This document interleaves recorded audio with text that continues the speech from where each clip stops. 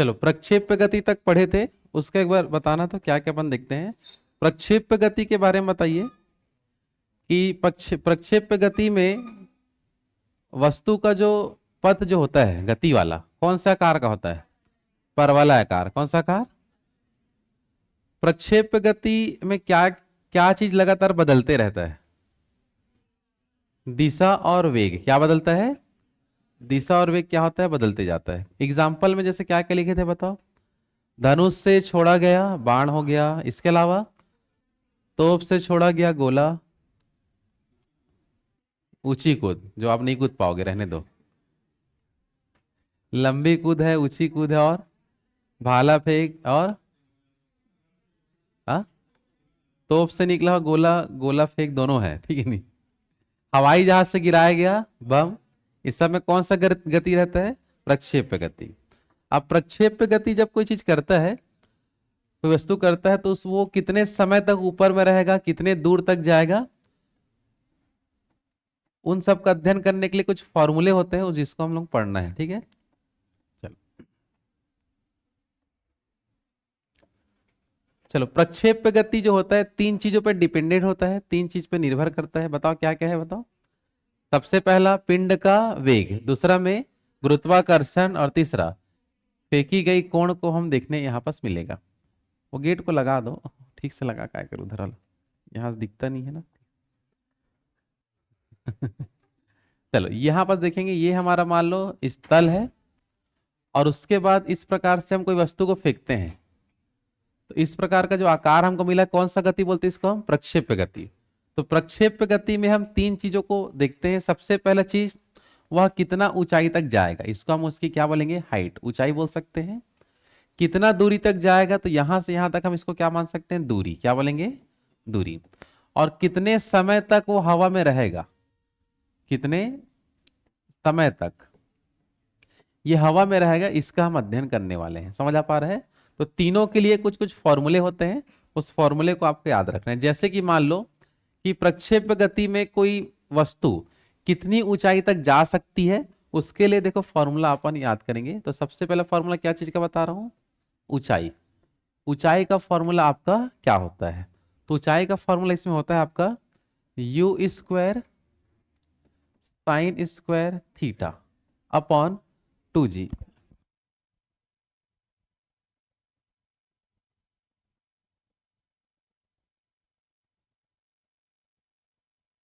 चलो फॉर्मूला क्या था बता दो? You square sine square theta upon 2g।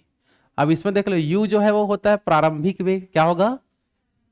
Theta जो होगा फेंकी गई कोण का वैल्यू आपको रखना है, और g जो है वो गुरुत्वाकर्षण, जो पृथ्वी में कितना होता है? 9.8 मीटर पर सेकेंड स्क्वायर, लेकिन न्यूमेरिकल में क्या लिखते हैं? 10। क्या मान के चलते हैं? 10। तीनों चीज क्लियर है सबका?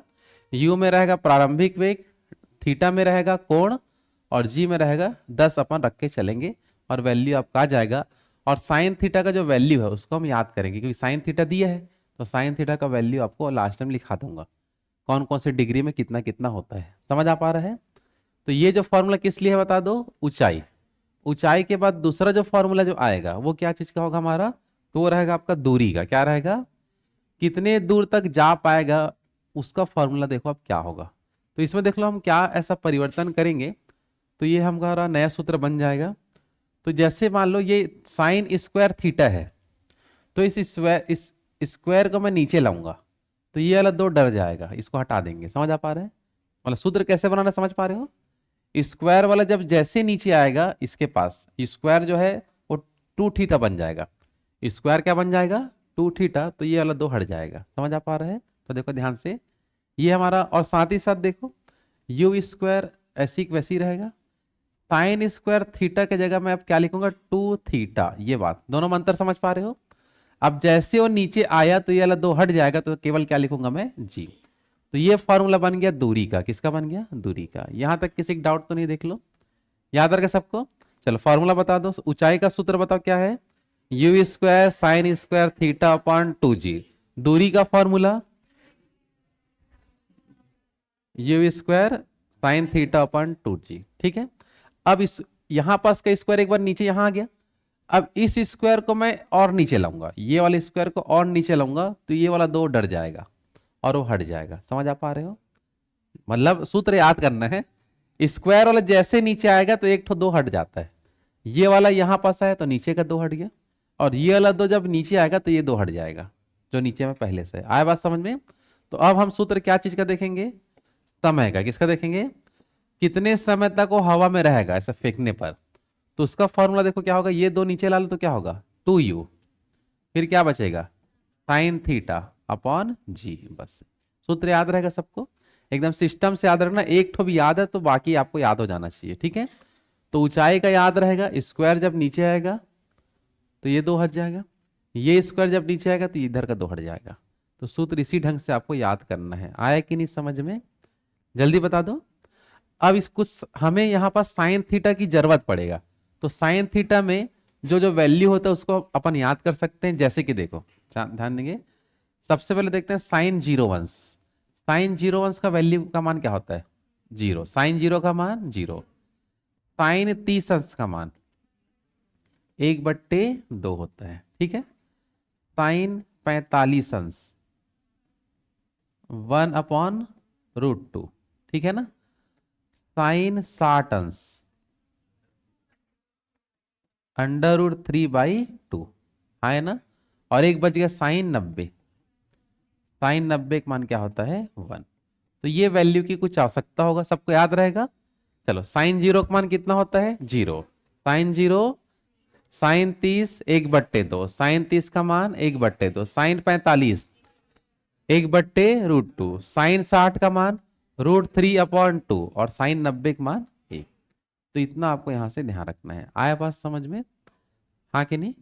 चलो एक ही क्वेश्चन में हम तीनों निकालने का कोशिश करेंगे, तीनों आपको निकाल के देखना रहेगा। आया बात समझ में? मिटा दो ना। चलो चलो क्वेश्चन आपको देखो क्या क्या दिया है।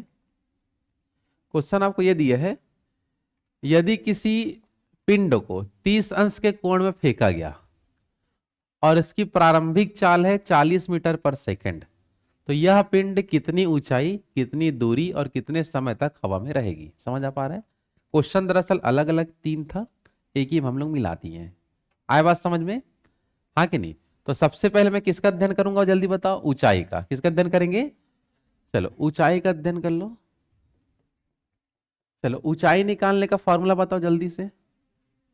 u² sign square theta upon 2g। चलो यहां पर देखते हैं प्रारंभिक चाल का मान प्रश्न में कितनी है 40, तो ये हो जाएगा 40 का स्क्वायर। ठीक है, साइन स्क्वायर का साइन स्क्वायर, थीटा का मान कितना है 30 अंश, इसको ऐसे लिखूंगा। समझ आ पा रहा है? चलो 2 का 2, जी का मान न्यूमेरिकल में क्या लिखते हैं 10 और एग्जैक्ट में 9.8। ठीक है, चलो आगे सॉल्व करो। 4 का स्क्वायर कितना होता है 16 और 2 जीरो, एक जीरो का बदले क्या आएगा 2 जीरो। साइन 30 का मान बताओ। साइन 30 का मान 1/2 और इसका हमको स्क्वायर भी करना है। क्या करना है? स्क्वायर। आया बात समझ में? आया ना? चलो 10 दूनी कितना होगा 20। ठीक है, चलो यहां देख लो, 0 से क्या कट जाएगा 0 और 2 से काटो 80 बार में, 2 से कितना 80। आगे और सॉल्व करो, 80 का 80 रहेगा, 1 का स्क्वायर क्या होगा 1 और 2 का स्क्वायर 4। ठीक है ना, तो यहां पर देख लो 4 से कितना बार में 20 बार में, तो हमारा आंसर देखो ऊंचाई में कितना मीटर तक वो जाएगा 20 मीटर हाइट तक वो जाएगा। कितना मीटर 20। आया कि नहीं समझ में? क्लियर सबका? कैसे निकालते हैं? तो जब हम यहाँ पास कुछ सिचुएशन ये है कि जब हम कोई इस प्रकार से है, इसको मैं यहाँ पास कितने एंगल से फेंक रहा हूँ जल्दी बता दो 30 एंगल। कितने से? 30 अंश है ना, सॉरी कितना से फेंक रहा हूँ 30 अंश से फेंकूंगा। कितने की स्पीड से 40 मीटर पर सेकेंड, तो इसका अधिकतम जो हाइट होगा वो रहेगा आपका 20 मीटर। कितना मीटर? अब वो कितना दूर जाके गिरेगा उसको हम आगे देखेंगे। यहां तक समझ आ रहा है कि जल्दी बताओ। 30 अंश से अगर इतने की स्पीड से फेंकोगे तो 20 मीटर से ऊंचा वो जाएगा ही नहीं है, 20 मीटर ही अधिकतम ऊंचाई में जाएगा वो, क्योंकि एंगल और चाल डिसाइड कर रहा है और गुरुत्वाकर्षण इसको खींच रहा है नीचे। आया बात समझ में? जिसके वजह से वो कितना मीटर ही हाइट जा पाएगा 20 मीटर ही वो जा पाएगा। आया कि नहीं समझ में? कर लोगे यहां तक? आगे बढ़े। चलो अब ऊंचाई के बाद क्या निकालेंगे, दूरी। क्या निकालते हैं, दूरी निकालते हैं, ठीक है। चलो दूरी का फॉर्मूला बताओ। चलो दूरी का फॉर्मूला यू स्क्वायर साइन, अब देखो टू थीटा, अब अलग चीज है वो ना, अपॉन जी।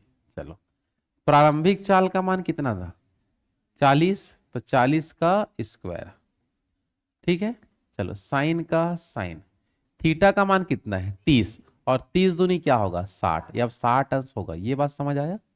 थीटा का मान कितना है 30, अब 30 को 2 से गुणा करना है, ना कि उसका स्क्वायर करना है, समझ आ पा रहा है। तो 30 दूनी क्या होगा 60, यहां तक समझ आया कि नहीं। टू थीटा का मतलब थीटा को 2 से गुणा करना है, तो थीटा का मान कितना दिया था भाई 30, तो 30 दूनी क्या हो जाएगा 60। यहां तक क्लियर है। चलो जी का मान कितना होता है 10, ये हो जाएगा आपका कितना 1600, ठीक है ना। साइन 60 का मान बताओ, √3/2, ये होता है कि नहीं। और पूरे का, अच्छा सॉरी स्क्वायर नहीं ना, हो जाता है ना, चलो यहां से क्या हो जाएगा 10, जीरो से क्या कटेगा 0। अब जो बचा उसी को बस लिख देता हूँ, ठीक है। 160 बचा है, और उसके बाद इधर √3/2 बचा है, √3 अपॉन क्या बचा है 2, तो 2 से कितना 80 बार में, तो ये हमारा आंसर आएगा 80√3, क्या आएगा बता दो 80√3, और दूरी बोल रहा है तो इसको हम मीटर में लिखेंगे, ऐसा आंसर रूट में भी आ सकता है। आए कि नहीं समझ में। तो कितना दूर जाके गिरेगा 80√3 मीटर, हम बताएंगे कितना मीटर 80√3। क्लियर सबके यहाँ तक है ना। चलो अब देखते हो कितने समय तक वो हवा में रहेगा, समय का वैल्यू पता करते हैं।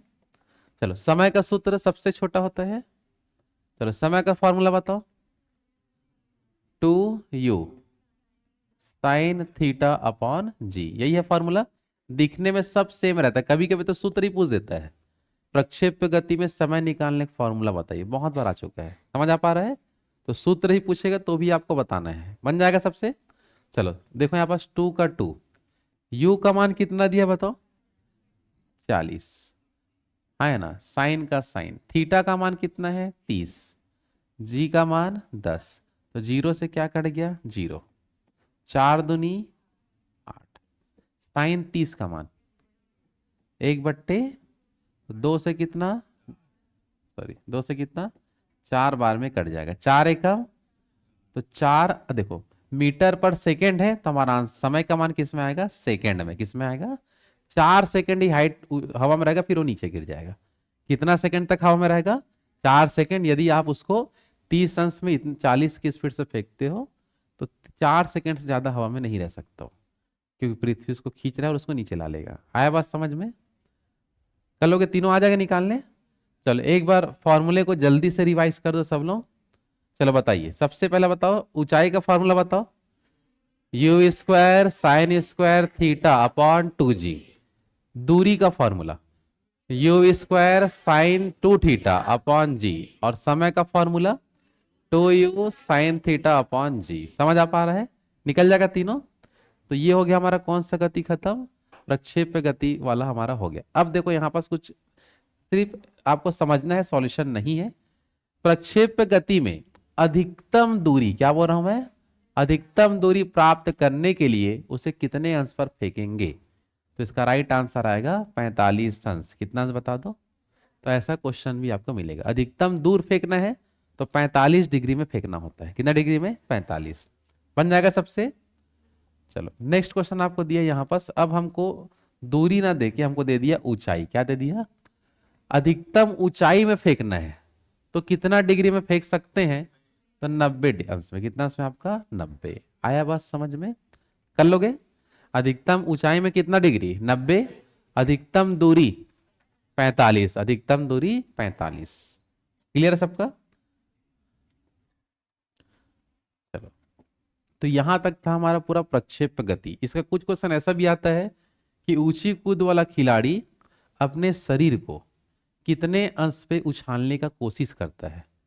ऊंची कूद वाला बताओ, ऊंची कूद है तो 90, ये ऊंची कूद में आएगा ना। और लंबी कूद वाला है तो लंबी कूद वाला क्या आ जाएगा 45। दोनों अंतर समझ पा रहे हो। तो क्वेश्चन ऐसा भी पूछा गया था कि ऊंची कूद और लंबी कूद में वाले जो खिलाड़ी होते हैं वह अपने शरीर को कितने अंश पर उछालने का प्रयास करते हैं। तो ऊंची कूद है तो 90 के आसपास, और लंबी कूद है तो 45। समझ आ पा रहा है, हाँ कि नहीं? चलो अब हमारा जो नेक्स्ट जो टॉपिक आएगा वो रहेगा गति का नियम। किसका नियम? न्यूटन का ही है, मेरा नहीं है वो, ठीक है। नाम लिख तो दिया हूं क्या? पूरा नाम लो, बताओ सुयश क्या लिखा है? नूतन नहीं है भाई। नूतन का तो वो आता था, स्टो तेल बत्ती बत्ती बत्ती वाला आता था नहीं? देखिए पहले जमाने में नूतन वाला लैंप, लैंप नहीं। बत्ती बत्ती बत्ती नहीं समझ आता। चलो देखो इधर, चलो न्यूटन के गति का नियम देखते हैं। इसको लेके क्या क्या आपको पढ़ना है, क्या क्या समझना है, ठीक है? देखो, भौतिकी के पिता किसे बोलते हैं? न्यूटन। इसने 1687 में एक अपनी पुस्तक, जिसका इनका नाम है प्रिंसिपिया। कौन सी पुस्तक में? प्रिंसिपिया में सबसे पहले कौन से नियम को प्रतिपादित किया था? तो गति के नियम को उसने लाया था। तो अगर क्वेश्चन है गति का नियम किसने दिया था? न्यूटन ने। और कौन से पुस्तक में उस नियम को लिखा था? तो प्रिंसिपिया। और प्रिंसिपिया बुक कब प्रकाशित हुआ? 1687 में प्रकाशित हुआ। और इस न्यूटन के गति के नियम में कुल कितने नियम बताए गए हैं? 3 नियम बताए गए हैं। उन तीनों नियम को आपको समझना है। आया बात समझ में? तो न्यूटन ने गति के कुल कितने नियम बताए हैं? 3 नियम बताए हैं, उसको आपको देखना है। आया बात समझ में? चलो तो सबसे पहले हम देखते हैं न्यूटन की गति का पहला नियम। वहीं से चालू करेंगे, दूसरा तो चालू नहीं करते। चलो, गति का पहला नियम में देखो ये बोला है कि सिंपल, आपको पहले जो लिखा है उसको पढ़ने से पहले आपको समझना ये है, जैसे कि कोई वस्तु है, जैसे कोई आदमी है, ये गतिशील अवस्था में है, कोई गाड़ी वाड़ी के माध्यम से, आदमी नहीं बनाते, चलो गाड़ी बना लेते हैं। चलो ये कोई है आपका रेलगाड़ी है, ठीक है नहीं? अब मान लो कि तीन ही चक्कर रहता है, हो जाता है।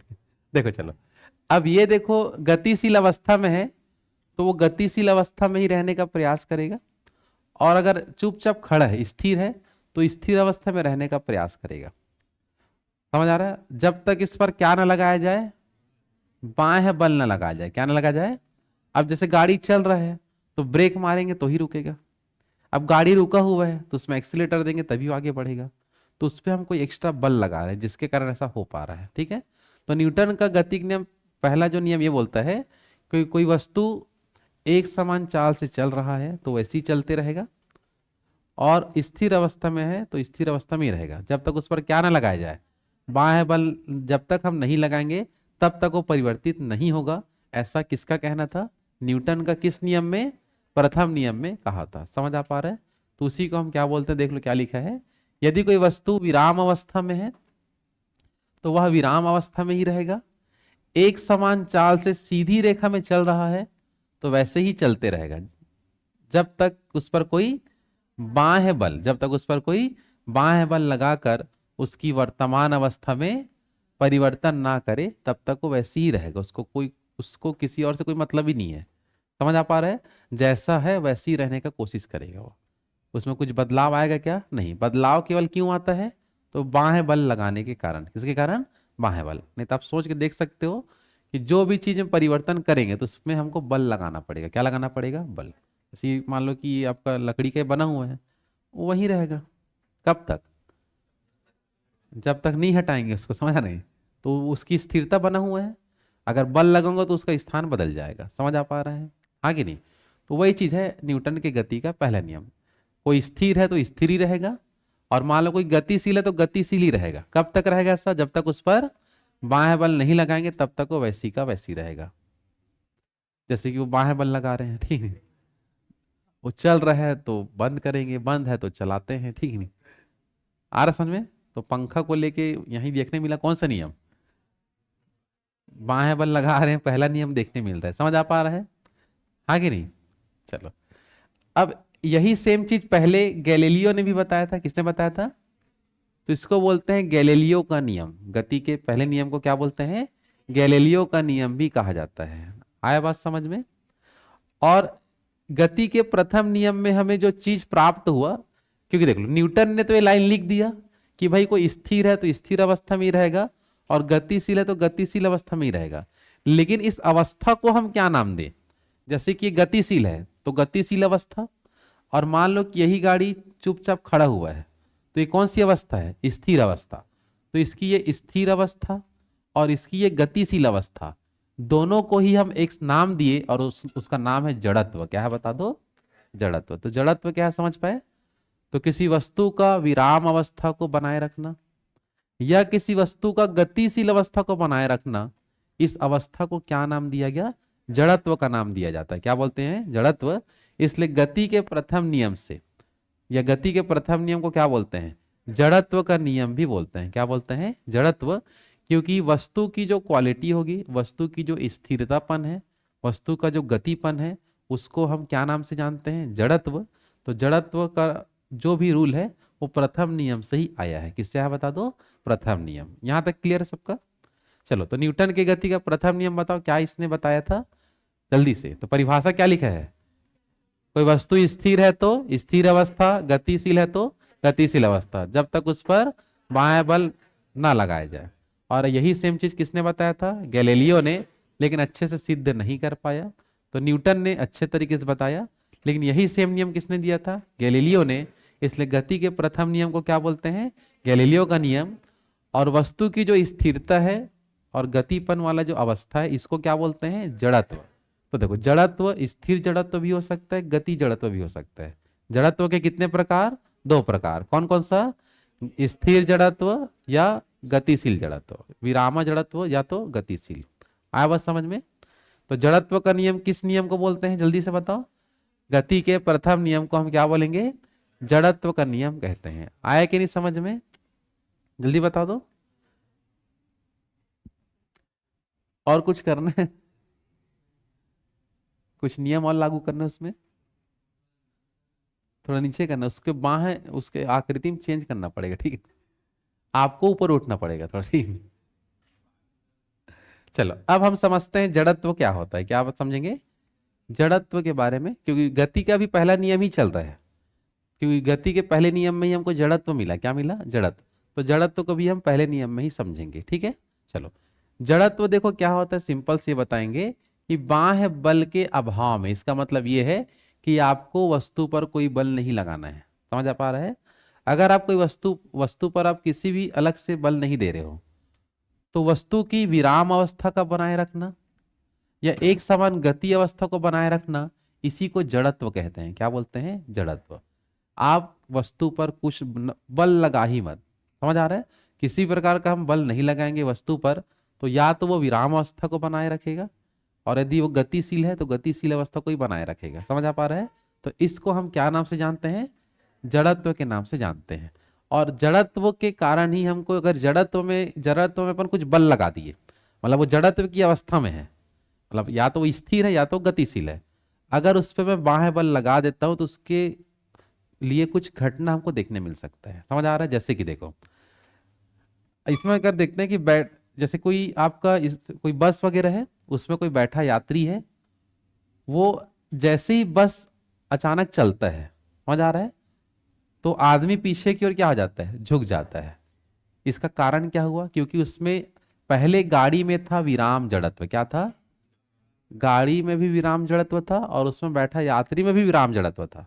तब तक कुछ देखने नहीं मिल रहा था, लेकिन जैसे दोनों अलग अलग हो गए, गाड़ी हो गया गति जड़त्व, समझ आ रहा है, और आदमी क्या है? अभी विराम, तो इसमें हमको ये घटना देखने मिला पीछे हो जाने का। समझ आ पा रहा है? पीछे क्या हो जाता है? गिर जाता है या पीछे झुक जाता है। आया बात समझ में? तो जब एक साथ अलग अलग जड़त्व दिख गया तो उसमें हमको कुछ घटना देखने मिलता है। तो यह किस लिए हो रहा है बोलेंगे, तो यह केवल जड़त्व के कारण हो रहा है। किसके कारण हो रहा है? लेकिन अब कुछ देर बाद क्या होता है? आदमी और गाड़ी सेम गति जड़त्व में रहते हैं, तब तक कुछ होगा क्या? नहीं, कोई प्रभाव नहीं पड़ेगा। लेकिन अब बस अचानक रुक जाता है, ब्रेक मार देते हैं, क्या हो जाता है बता दो? ब्रेक मार देंगे तो क्या हो जाएगा? आगे की ओर झुक जाएगा। यात्री क्या होगा? आगे की ओर झुक जाएगा, क्योंकि अब दोनों फिर विपरीत हो गए। बस क्या हो गया? गति में था और आदमी भी क्या था? गति में। तब तक कुछ हो रहा था क्या? नहीं। बस क्या हो गया? स्थिर। या विराम अवस्था, और आदमी अभी भी क्या समझ रहा है, गति वाला हो, तो आदमी क्या होगा, आगे की ओर गिर जाएगा। तो ये भी किसके कारण हो रहा है, जड़त्व के कारण, जड़त्व में परिवर्तन के कारण। जब तक सेम है तब तक कुछ नहीं होगा, अगर अलग अलग हुआ तो घटनाएं देखने मिलती है। समझ आ रहा है? जैसे कि मान लो कि कोई आदमी एकदम मस्त चुपचाप चटाई में खड़ा है, फर्रस वाला, और फर्रस है उसके ऊपर चटाई है, चटाई को जोर से खींचना क्या होगा, कौन गिर जाएगा, आदमी। क्यों? क्योंकि अभी चटाई और आदमी दोनों क्या थे, पहले इस विराम जड़त्व में थे। चटाई को मैं क्या दे दिया, गति, लेकिन आदमी को दे पाए क्या, तो आदमी गिर जाएगा। तो ये जब विपरीत हो जाते हैं ना तो घटनाएं होती है, और किसके कारण होती है, तो जड़त्व के कारण, ऐसा बताना किसके कारण। क्योंकि चटाई में आ गया गति जड़त्व, आदमी में था विराम जड़त्व, अगर अलग अलग हैं तो घटनाएं होगी। समझ आ पा रहा है? हाँ या ना, जल्दी बताओ। चलो, जैसे ये होता है, जैसे धूल, जैसे कि कोई आपका चादर वादर है कोई, या जो भी है, उसको अपन डंडी से पीटते हैं तो धूल के कण झड़ के नीचे गिर जाता है। ये भी किसके कारण हो रहा है, तो जड़त्व के कारण ही होता है। ऐसा क्यों?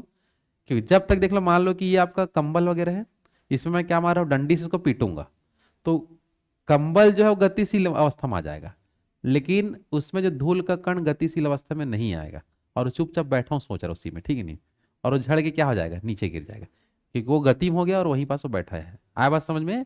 तो वही होता है, क्वेश्चन यहाँ से भी आता है कि कंबल में हम डंडा मारते हैं तो धूल के कण झड़कर नीचे गिर पड़ते हैं, किस घटना के कारण, ये किसके वजह से, तो जड़त्व के कारण। ऐसा बहुत सारा चीज आपको देखने मिलेगा। समझ आ पा रहा है? तो ये फेमस 3 चीज आपको याद रखना, मतलब गाड़ी अचानक चलता है तो पीछे गिर जाते हैं, गाड़ी अचानक रुकता है तो आगे गिर पड़ते हैं। समझ आ पा रहा है? और डंडे से जब हम कंबल को पीटते हैं तो धूल के कण झड़कर नीचे गिर जाते हैं। तो यह सब किसके कारण होता है, जड़त्व के वजह से होता है, क्योंकि जड़त्व कोई चीज है और वो क्या है, समझ गए, विराम अवस्था को बनाए रखना या गतिशील अवस्था को बनाए रखना, दोनों को ही हम जड़त्व बोलते हैं। क्या बोलते हैं, जड़त्व।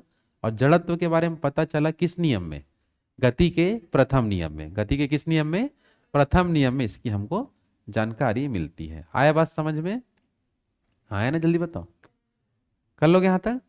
ठीक। तो चलो, गति के प्रथम नियम से मिल गया जड़त्व का नियम।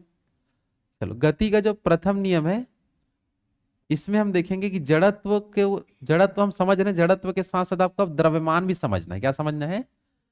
कि जड़त्व का सीधा संबंध होता है द्रव्यमान से। किससे होता है बता दो, द्रव्यमान। इसका मतलब सिंपल ये समझो, जैसे कि मान लो कि ये इतना बड़ा जो आपको टेबल दिख रहा है यहाँ पास, है ना, तो इस टेबल में ये वाला टेबल और इसको इसके सामने में एक हल्का टेबल वाला देता हूँ, ठीक है ना, समझ आ पा रहा है? तो दोनों में आपको तुलना करके बताना है, एक मान लो कि 50 किलो का होगा और एक मान लो 20 किलो का होगा, किसमें जड़त्व ज्यादा होगा, किसमें स्थिरतापन ज्यादा होगा, तो ज्यादा भार वाला। समझ आ रहा है? जिसका द्रव्यमान जितना ज्यादा उसमें जड़त्व उतना ही ज्यादा होगा, उसका स्थान को परिवर्तित करने के लिए उतना ही ज्यादा बल लगाना पड़ेगा। क्या लगाना पड़ेगा, बल। आया बात समझ में? तो सीधा हम बता सकते हैं कि जड़त्व का सीधा संबंध किससे होता है, द्रव्यमान से। किससे होता है? जितना ज्यादा द्रव्यमान होगा, जितना ज्यादा वजन का होगा वो। समझ आ पा रहा है? क्योंकि द्रव्यमान का मात्रा किलोग्राम होता है। क्या होता है? तो जो जितना ज्यादा किलो का होगा वो उतना ज्यादा उसमें जड़त्व पाया जाएगा। समझ आ पा रहा है? हाँ कि नहीं, जल्दी बताओ। जैसे मान लो कि वो सुयश वहां बैठा है और उसके बगल में एक भाई और बैठा है, ठीक है ना, अब दोनों को खिसकाओगे तो कौन पहले खिसकेगा, उसको ऐसे पकड़ के खिसकाना है, जल्दी बताओ, तो कौन पहले खिसकेगा, बगल वाला। हाँ, ये बोले, सही बात बताए, बगल वाला क्यों? क्योंकि उसका भार कम है, उसका भार क्या है, ज्यादा है। समझ आ पा रहे हैं? आ रहा बात समझ में?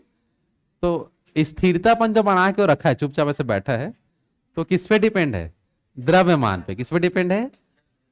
अगर द्रव्यमान ज्यादा है तो जड़त्व क्या होगा, ज्यादा, और उसको हटाने के लिए हमको ज्यादा बल की आवश्यकता हो सकता है। तो जड़त्व का सीधा संबंध किससे होता है, द्रव्यमान। तो वही एक लाइन लिखा, समझ जाओ कि जड़त्व जो है द्रव्यमान के समानुपाती होता है। मतलब द्रव्यमान जितना बढ़ेगा जड़त्व भी उतना ही बढ़ेगा, उसको बोलते हैं समानुपाती। क्या बोलते हैं? दोनों इक्वल जाएंगे, जितना ज्यादा द्रव्यमान उतना ज्यादा आपका जड़त्व। समझ आ पा रहा है? जितना कम द्रव्यमान उतना कम जड़त्व। क्लियर है? तो जड़त्व द्रव्यमान के समानुपाती होता है, अर्थात किसी वस्तु का द्रव्यमान जितना अधिक होगा उसमें जड़त्व भी उतना ही क्या पाया जाएगा, अधिक पाया जाएगा। तो द्रव्यमान बढ़ने से क्या बढ़ती है, जड़त्व।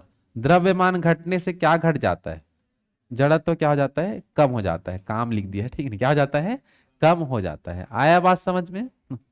हाँ या ना, जल्दी बताओ। तो जड़त्व क्या है, समझ पा रहे सब लोग? स्थिर अवस्था को बनाए रखना या तो गतिशील अवस्था को बनाए रखना, दोनों ही क्या कहलाता है, जड़त्व आपका कहलाएगा। जड़त्व मुख्य रूप से किस पे निर्भर करती है, द्रव्यमान पर। भार अधिक होने पर जड़त्व उसमें अधिक पाया जाएगा। यहां तक क्लियर है सबका? हाँ है ना। चलो चलो, अब इसके बाद आप समझेंगे, जड़त्व और द्रव्यमान देख चुके हैं। इसके बाद आपको देखना है कि पहले नियम से आपको बल की परिभाषा भी मिला है। किसकी परिभाषा? तो गति का प्रथम नियम से हमको और क्या प्राप्त होता है, बल की परिभाषा। अभी बल कैसे है थोड़ा समझना। जैसे कि मान लो कि कोई वस्तु जो है वो स्थिर अवस्था में है, विराम अवस्था में है। अब इसके विराम अवस्था को मेरे को परिवर्तित करना है। क्या करना है, परिवर्तित करना है। तो परिवर्तित करने के लिए हम इस पर क्या लगाते हैं, बल लगाते हैं। क्या लगाते हैं, बल। तो पहला नियम कहता ये है कि स्थिर अवस्था में तो स्थिर अवस्था में रहेगा, और इसकी स्थिरता को बदलना है तो क्या लगाना है, बल। तो बल क्या है वो पहले नियम से ही पता चला। तो बल वह चीज है, बल हम ये बता सकते हैं कि बल वह महाकारक है जो किसी वस्तु की प्रारंभिक अवस्था को बदलने का प्रयास करता है। अगर वो स्थिर है तो गति में लाएगा, गतिमान है तो स्थिर भी ला सकते हैं। तो बल वह बाह्य कारक है जो किसी वस्तु के प्रारंभिक अवस्था को बदलने का क्या करता है, प्रयास, उसी को हम बल कहते हैं। और बल की भी जानकारी हमको किस नियम से मिला, प्रथम नियम से ही मिलता है। किस नियम से मिलता है, प्रथम नियम। आ रहा बात समझ में? हाँ है ना, जल्दी बताओ। विराम अवस्था था तो गति देने के लिए बल लगाए, और गतिशील अवस्था में है तो इसको रोकने के लिए मेरे को बल लगाना पड़ेगा। तो बल दोनों तरफ से हम लगा सकते हैं, गति देने के लिए भी और रोकने के लिए भी। समझ आ पा रहा है? हाँ है ना। चलो तो देखो इसमें क्या लिखा है, पढ़ो। गति के प्रथम नियम से ही बल की परिभाषा मिला है। बल की क्या मिला है, परिभाषा। सूत्र इसमें नहीं मिला है, सूत्र आपका द्वितीय नियम में मिलेगा, उसको हम समझेंगे आगे। समझ आ पा रहा है? फिर आगे देखिए, बल वह बाह्यकारक है जो किसी वस्तु की प्रारंभिक अवस्था में परिवर्तन करता है या परिवर्तन करने की चेष्टा भी करता है। अब दीवार पे आप बल लगाओगे तो क्या ढकला जाएगा उधर? आगे कुछ होगा नहीं, होगा ना। तो हम केवल क्या कर रहे हैं, चेष्टा भी कर सकते हैं। हो सकता है कि परिवर्तन ना भी हो, लेकिन हम लोग अपना प्रयास कर रहे हैं। आया बात समझ में? तो बल क्या है, समझ आ रहा है? हाँ या ना, जल्दी बताओ। तो बल वह कारक है जो किसी वस्तु की प्रारंभिक अवस्था में क्या करने का, परिवर्तन करने का, परिवर्तन करता है या परिवर्तन करने की चेष्टा करता है। और आप जिस ओर बल लगाओगे उसी ओर गति होगा। तो यह एक कौन सी राशि है, सदिश राशि। बल एक क्या है, सदिश राशि होती है। बल का ऐसा मात्रक क्या है, क्योंकि न्यूटन के प्रथम नियम से ही क्या पता चला, बल। तो उसका मात्रक उन्हीं के सम्मान पे न्यूटन रखा गया। क्या रखा गया है, न्यूटन। तो बल का मात्रक न्यूटन। न्यूटन ही क्यों रखा, समझ गए? क्योंकि न्यूटन के नियम से ही हमको बल की जानकारी मिला है। कौन से नियम से, पहले नियम से, और सूत्र मिलेगा द्वितीय नियम से। तो पूरा ये जो बल संबंधी जो भी काम किया था वो किया था न्यूटन ने। तो न्यूटन को याद रखने के लिए या उनके सम्मान पे इसका मात्रक क्या बना दिए, न्यूटन। जब भी आप बल के बारे में बताओगे तो न्यूटन का भी नाम आना चाहिए। आया बात समझ में? हाँ कि नहीं? चलो, और बल का जो सीजीएस मात्रक होता है वो होता है आपका डाइन। क्या होता है आपका, डाइन। बल का सीजीएस मात्रक क्या होता है बता दो, डाइन। आपको यहां से बताना है। दोनों में हम तुलना भी कर सकते हैं कि कितना जो न्यूटन है कितने डाइन के बराबर होती है। अगर क्वेश्चन है तो अगर मैं 1 न्यूटन लेता हूं, कितना न्यूटन, तो ये 10⁵ डाइन के इक्वल होता है। कितना बता दो, 10⁵ डाइन। तो दोनों में बड़ा जो है वो न्यूटन है और छोटा कौन है, डाइन। मात्रक के हिसाब से, उम्र में नहीं बोल रहा हूं, ठीक। मात्रक में बड़ा कौन है, न्यूटन। क्योंकि 1 न्यूटन तब निकल पाएगा जब 10 को 5 बार गुणा करूंगा और जितना वैल्यू आएगा वही 1 न्यूटन के इक्वल में होता है। 1 लाख, कितना लाख, मतलब 1 लाख डाइन बराबर कितना न्यूटन है, 1 न्यूटन। और 1 लाख को मैं क्या लिख सकता हूं, 10⁵5। क्या लिख सकता हूं, 10⁵5 लिख सकते हैं। यहां तक सबको क्लियर है कि नहीं, जल्दी बता दो।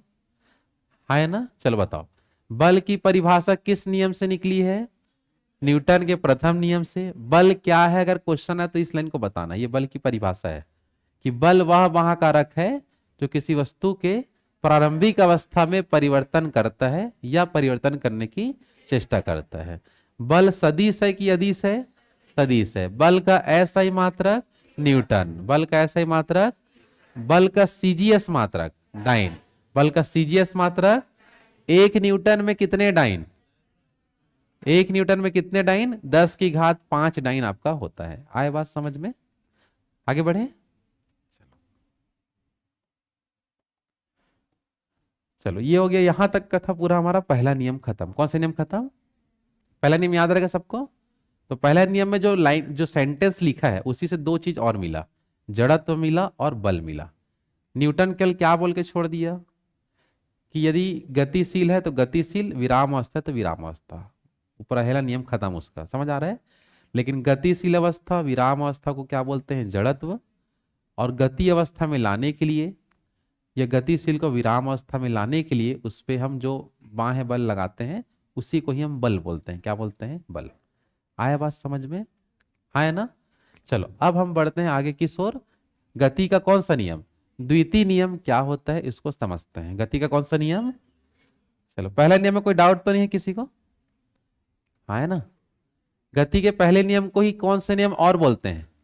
गैलीलियो का नियम। कौन सा नियम? गति के प्रथम नियम को ही और क्या बोलते हैं बोलेंगे तो जड़त्व का नियम भी बोलते हैं। कौन सा नियम? चलो अब देखते हैं गति का द्वितीय नियम क्या होता है, उसको थोड़ा समझते हैं। गति का कौन सा नियम? चलो द्वितीय नियम में, द्वितीय नियम को समझने से पहले आपको पहले समझना पड़ेगा संवेग को। क्या समझना पड़ेगा? संवेग। कि संवेग होता क्या है इसके बारे में हम देखें तो संवेग क्या है उसको समझना ध्यान से। देखो ध्यान से, जैसे मान लो कोई वस्तु गतिशील अवस्था में है तो उसमें कुछ ना कुछ क्या पाया जाएगा? वेग। क्या पाया जाएगा?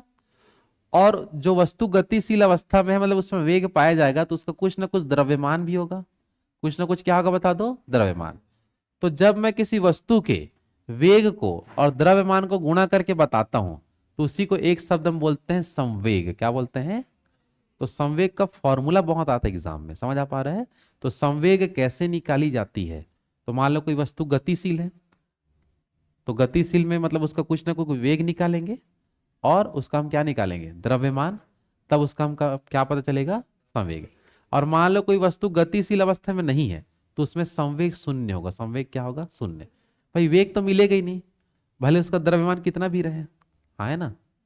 जैसे और इसी से ये भी पता चलता है कि कौन सा वस्तु कितना चोट पहुंचा सकता है सामने वाले को। मान लो कि किसी, इसमें हम क्या देखेंगे ध्यान से, तो यहां पर हम बात कर लो वेग देखेंगे और द्रव्यमान देखेंगे। समझ आ पा रहा है? और उसका संवेग हम ज्ञात करेंगे। जैसे वेग का मात्रक क्या होता है जल्दी बताओ? वेग का मात्रक क्या होता है? मीटर पर सेकेंड। द्रव्यमान का मात्रक किलोग्राम। तो मीटर प्रति सेकेंड किलोग्राम, दोनों को हम मिला के ऐसे उनका यूनिट बनाते हैं। तो संवेग जैसे मेरे को निकालना है तो जैसे मान लो कि मैं 5 की स्पीड से जा रहा हूं और 100 kg का है। कितना kg का है? 100। तो इसका संवेग कितना आएगा? 500 का इसका क्या मिलेगा? संवेग। और अगर मैं इसका मान लो वेग बढ़ा दिया, किस पहले वाले वेग बढ़ा के 10 कर लिया और इसको मान लो 200 kg कर लिया तो कितना आ जाएगा? 2000। कितना आ जाएगा आपका? तो अब मान लो कि सामने कोई आदमी है, अब ये अगर मान लो कि उसका वेग 50 का है, द्रव्यमान 100 का है, अगर उसको टक्कर मारेगा तो कितना संवेग लगेगा? 500 का। कितना संवेग लगेगा? और वही इस पोजीशन में आ गया तो कितना संवेग लगेगा? तो इसको कितना, किससे ज्यादा प्रभावित होगा? जिसका संवेग ज्यादा है वो ज्यादा प्रभावित करेगा। समझ आ पा रहा है? तो संवेग से पता ये चलता है कि कौन कितना खतरनाक है। समझ आ पा रहा है? हाँ है ना। जब टक्कर होगा, एक्सीडेंट होगा तो कौन ज्यादा प्रभावित होगा। समझ आ पा रहे हैं कि नहीं जल्दी बताओ? तो किस पे डिपेंड होता है बता दो? संवेग पर। जैसे बोलूंगा कि मैं कि आपको साइकिल टक्कर मार के गया, मतलब आप साइकिल से टकराया और आप टकरा गया मान लो किसी ट्रक से, तो किससे ज्यादा चोट लगेगा? ट्रक से। नहीं, गलत है, साइकिल से। क्योंकि मैं संवेग अभी बताया ही नहीं आप लोगों को, मैं सिर्फ क्या बोला? साइकिल है और ट्रक है। समझ आ पा रहा है? किससे आपको ज्यादा चोट लगने वाला है? देखो अब ध्यान से, जैसे मैं एक तरफ लिया साइकिल, साइकिल का स्पीड में कर लिया 10 मीटर पर सेकंड कर दिया और साइकिल का वजन मान लो कर देता हूं कितना, 20 किलो, कितना केजी कर देता हूं, 20। समझ आ पा रहा है? हाँ है ना। लेकिन मैं ट्रक को गति दूंगा ही नहीं। हाँ स्थिर अवस्था, मैं सिर्फ ट्रक बोला था भाई, मैं थोड़ी नहीं बोला गतिशील अवस्था में करके। अब उसका मैं वेग कर दिया शून्य, लेकिन वो है 100 केजी का। कितना केजी का है? हाँ है ना। कितना केजी का है? छोटा मोटा ट्रक है, बचपना खिलौना वाला, ठीक नहीं। अंत में ऐसे ही बताना चाह रहा हूं, बस समझ आ रहा है ना। तो आपको ये देखना है कि अब वो जितना भी किलो का रहे, उससे हमको जैसे 10,000 मान लो, उतना किलो भी है, तो 10,000 का गुणा मैं जीरो से करूंगा तो क्या मिलेगा? जीरो। और इसमें कितना मिलेगा? 200। तो चोट कौन पहुंचाएगा? साइकिल। कौन पहुंचाएगा? साइकिल। तो आप बिना बताए, बिना संवेग बताए बता ही नहीं सकते किसमें चोट लगेगा। बात समझ पा रहे हो? आपको जब तक संवेग पता नहीं रहेगा तब तक बता ही नहीं पाओगे कि इससे ज्यादा हमको प्रभावित करेंगे। तो प्रभावित होना, किसी को चोट लगना, किसी चीज से टक्कर के बाद, तो वह डिपेंड किस पे करता है?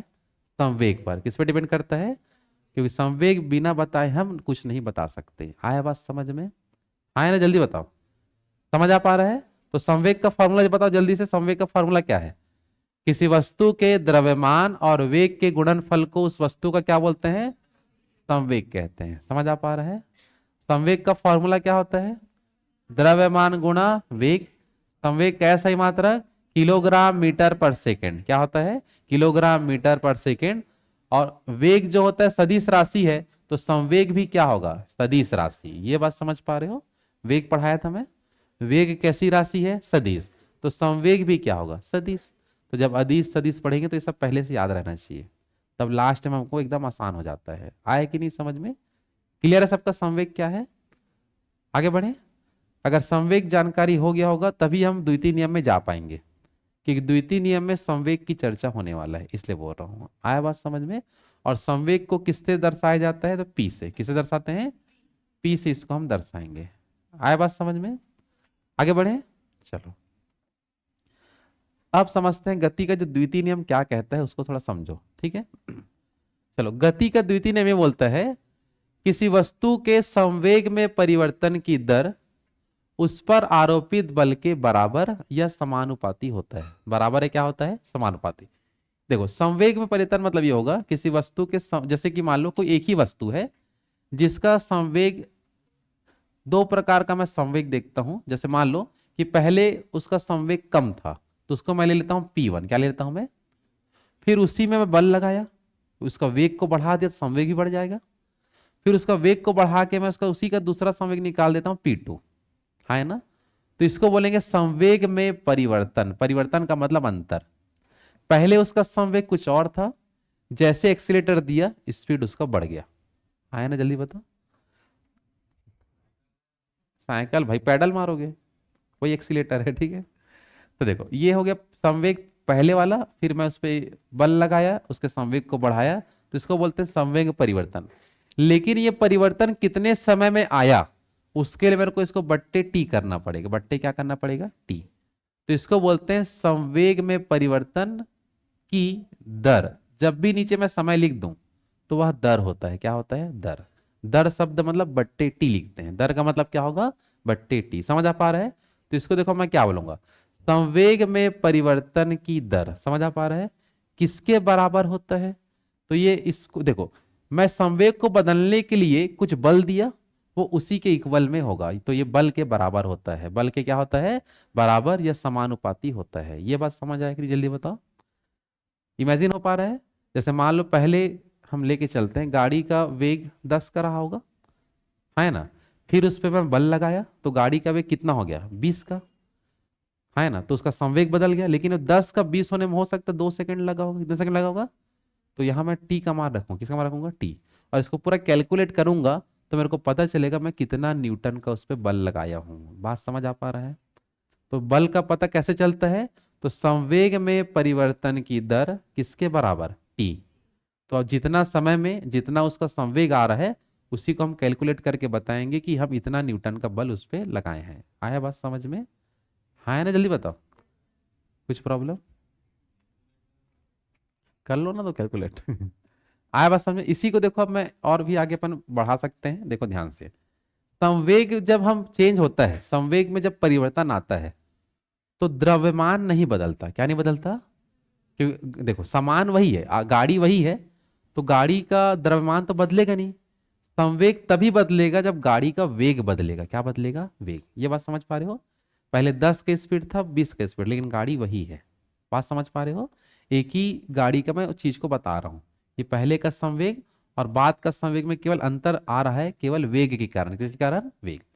तो इसको देखो मैं क्या लिखूंगा, ध्यान देना। P2 को मैं लिख सकता हूं, द्रव्यमान तो कोई चेंज नहीं होगा, इसको लिख सकता हूं। वेग को मैं ले लेता हूं V2। क्या लेता हूं मैं? V2। दूसरा वाला भी गाड़ी तो वही है, तो द्रव्यमान तो वही रहेगा, द्रव्यमान को m से दर्शाते हैं, लेकिन वेग अलग था, तो इसको ले लेता हूं V1। तो इसमें वेग अलग था, इसका वेग अलग है, और अपन क्या कर देता हूं t। यहां तक समझ आ रहा है? और इक्वल टू ये किसके बराबर में अभी भी है? f के बराबर। बस मैं p का फॉर्मूला क्या होता है? द्रव्यमान गुणा वेग, द्रव्यमान गुणा वेग, मतलब संवेग बराबर क्या होता है? द्रव्यमान गुणा वेग होता है कि नहीं होता? इससे पहले देखे थे।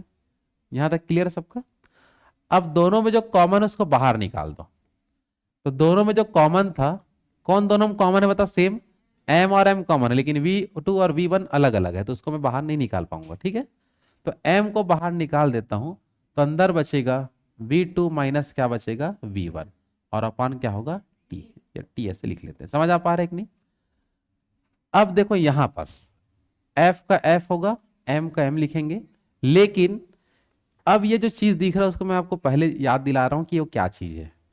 v और v को हम बोलेंगे वेग। क्या बोलेंगे? वेग। समझ आ पा रहा है? और बीच में अंतर लग गया तो उसको बोलेंगे वेग में परिवर्तन। क्या बोलेंगे?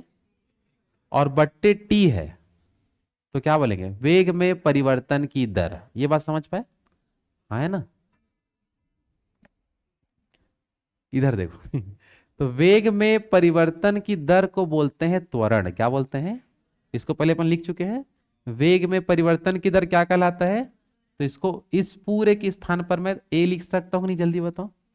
लिख सकता हूं। तो ये हमारा फॉर्मूला निकल गया, F बराबर होता है m इंटू ए। इसी को बोलते हैं बल का सूत्र। क्या बोलते हैं? तो बल का सूत्र क्या है, जल्दी बता दो? F equal to M A. F equal to, और ये हमको पता चला गति के द्वितीय नियम में। गति के कौन से नियम में? क्योंकि गति के द्वितीय नियम में न्यूटन केवल क्या बोला था कि संवेग में परिवर्तन की दर उस पर आरोपित बल के बराबर होता है। उसी को मैं धीरे धीरे छोटा करते गया, तो एक नया लास्ट में यहां तक पहुंचा, और यही बना बल का फॉर्मूला। क्या बना बता दो? तो बल का फॉर्मूला याद रहेगा सबको? तो बल का सूत्र किस नियम से निकला है? द्वितीय नियम। और बल की परिभाषा पहले नियम से। बल की परिभाषा पहले नियम से हमारा निकल के आता है। आया बात समझ में? जल्दी बता दो। क्लियर है ना? तो वही चीज देखो यहां लिखा है कि द्वितीय नियम से क्या निकला है? बल का सूत्र। अर्थात प्रथम नियम द्वितीय नियम का ही एक क्या है? अंग है। दोनों एक दूसरे से रिलेटेड है बस। हाँ रे, पहला नियम और दूसरा नियम दोनों एक दूसरे से जुड़े हुए हैं, ये आपको बताना है। आया कि नहीं समझ में?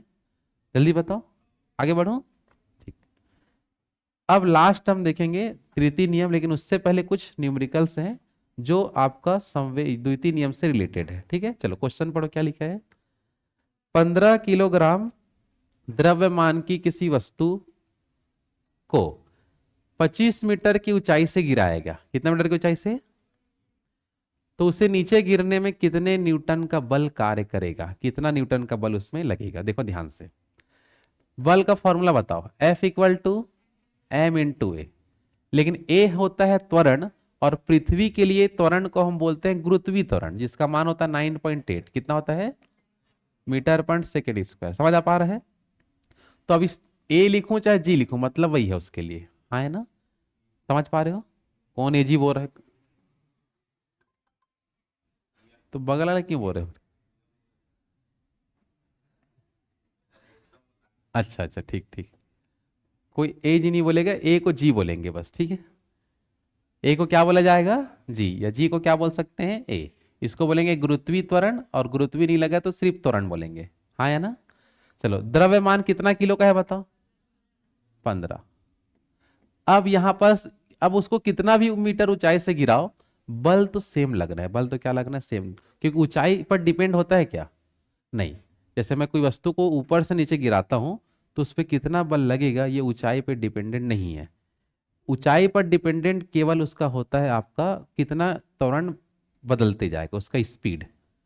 समझ आ रहा ना, क्या बदलते जाएगा, स्पीड चेंज होगा, लेकिन उसी बल से वो नीचे खींचाएगा जिस बल से वो खींचा रहा है। ठीक है, तो देखो ध्यान से, तो ए का मान कितना होगा, जल्दी बता दो। 9.8 मतलब क्या लेता हूं 10, तो 15 दहम 150 न्यूटन। कितना न्यूटन, कितना न्यूटन से नीचे गिरेगा, 150 न्यूटन से वो नीचे गिरेगा। बस चेंज तभी होगा, उस पर बल कम ज्यादा तभी लगेगा जब उसका द्रव्यमान बदलेगा। क्या बदलेगा, अगर मान लो उसी में कर देता हूँ 30 केजी का, कितने केजी का, तो उसको नीचे गिरने में ज्यादा बल लगेगा। समझ आ पा रहा है, कितना 300 न्यूटन का बल लगेगा उस समय।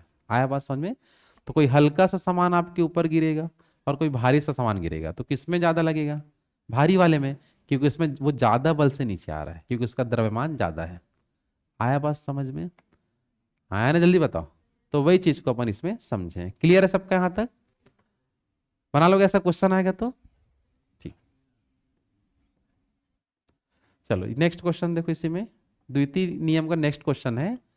एक कार जिसका द्रव्यमान है 1000 केजी, कितना केजी है 1000, और उसका त्वरण है 20 मीटर प्रति वर्ग सेकंड, तो उस पर कितने न्यूटन का बल कार्य कर रहे हैं। 1000 किलो का है और त्वरण है 20 का, तो जब हम 20 का स्पीड दे रहे हैं, लगातार बदल रहे हैं, तो कितना न्यूटन बल उसमें लग रहा है। एकदम आसान होगा, बस गुणित करेंगे क्या। चलो, बल बराबर द्रव्यमान गुणा त्वरण, तो 1000 गुणा क्या करेंगे 20, तो कितना आएगा 20,000 न्यूटन आ जाएगा। कुछ कठिन क्वेश्चन है क्या, नहीं। बल जब भी पूछेगा तो इस फॉर्मूले से हम बना लेंगे। आया बात समझ में, आगे बढ़े। चलो, अब है गति का कौन सा नियम, तृतीय नियम, तो इसको कल समझते हैं। क्या समझेंगे, कल इसका देख लेंगे। आज आप लोग द्वितीय नियम तक लिख के रखना है। समझ आ पा रहा है, हाँ है ना, समझ आया सबको ना, ठीक है, बाकी इसका आगे कल करेंगे ना।